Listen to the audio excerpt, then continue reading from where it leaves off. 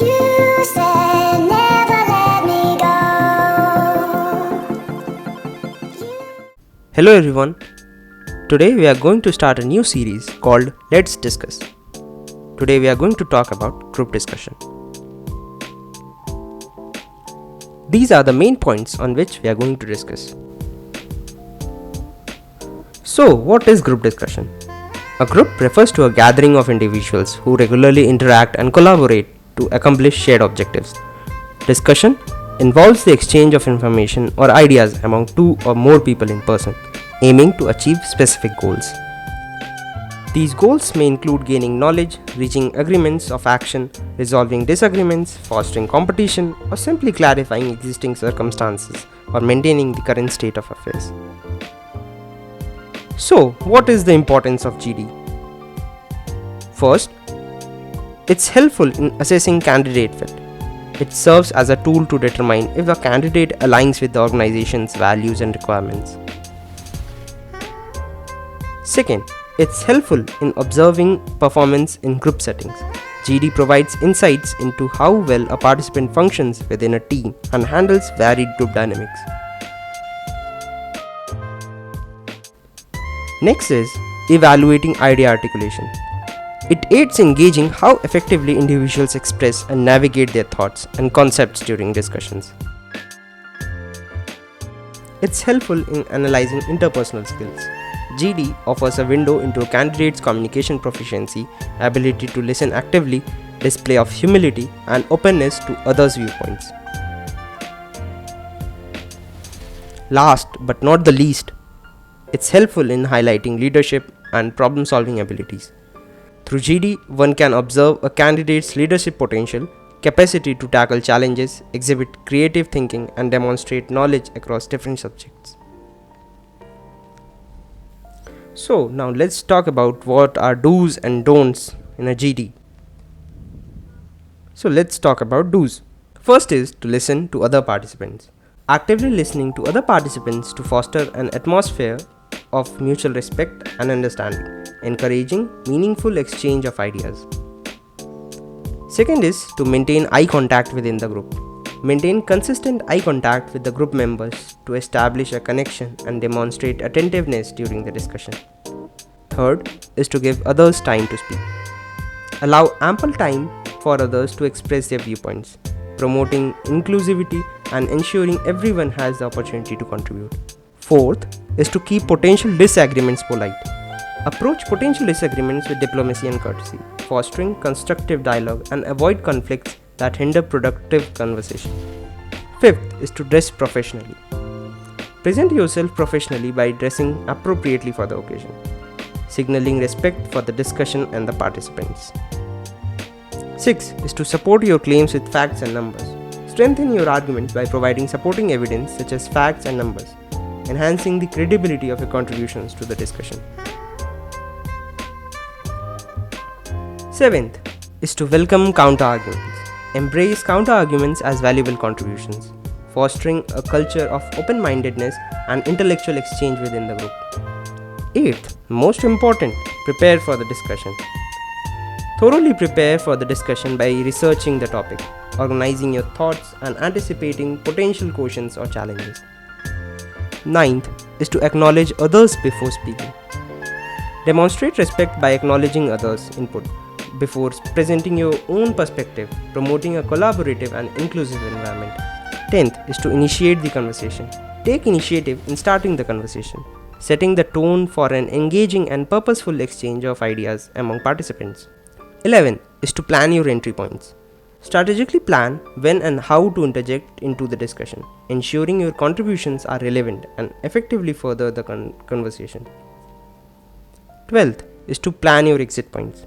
Plan your exit from the discussion by summarizing key points or expressing gratitude, leaving a positive impression and concluding the conversation gracefully. 13th is to take notes.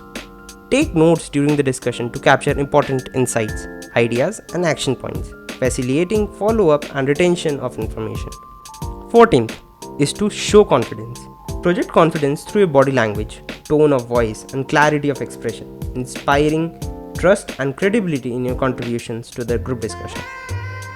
So now let's talk about the don'ts. First is to not to enter the conversation quickly. Avoid entering the conversation hastily. Take a moment to gauge the flow and dynamics before contributing. Ensure your input aligns with the ongoing discussion. Second is to not to overspeak. Refrain from dominating the conversation by overspeaking. Allow space for others to share their perspective and contribute to the dialogue. Third is not to speak about other topics. Stay focused on the topic at hand and avoid veering off into unrelated subjects, maintaining coherence and relevance within the discussion. Fourth is to not repeat other participants. Resist the urge to repeat points already made by other participants. Instead, strive to introduce fresh insights or build upon existing ideas to enrich the conversation. Fifth is not to speak or gesture boldly.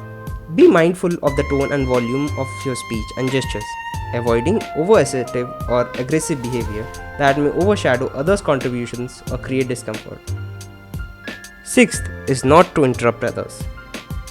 Practice active listening and refrain from interrupting others while they speak, demonstrating respect for their viewpoints and fostering a conducive environment for meaningful exchange.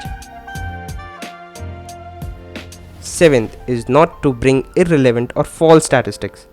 Avoid presenting irrelevant or inaccurate statistics, as this can undermine your credibility and detract from the validity of your arguments within the discussion. Eighth, do not appear insecure. Strive to project confidence and self-assurance during the discussion, avoiding behaviors or statements that may convey insecurity or uncertainty. Ninth is not to make eye contact with the evaluators. While engaging in the discussion, focus on maintaining eye contact with the fellow participants rather than specifically targeting evaluators, fostering a sense of connection and rapport among all members involved.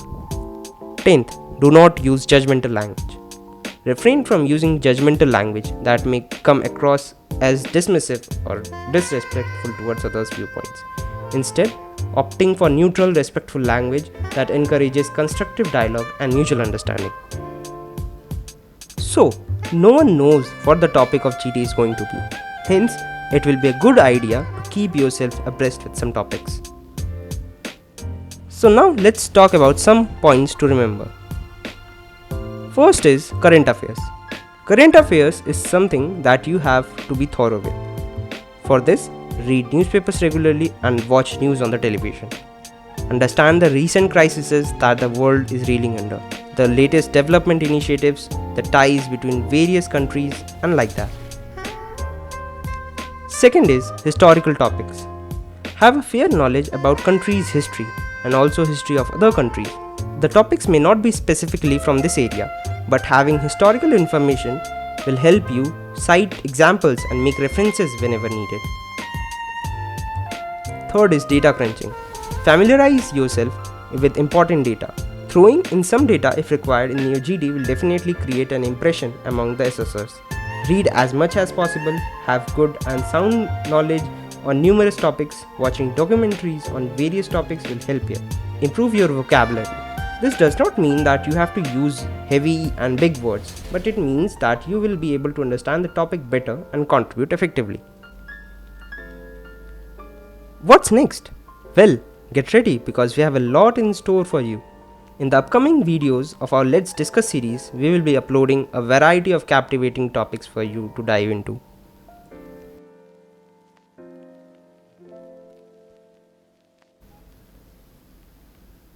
Thank you very much for watching.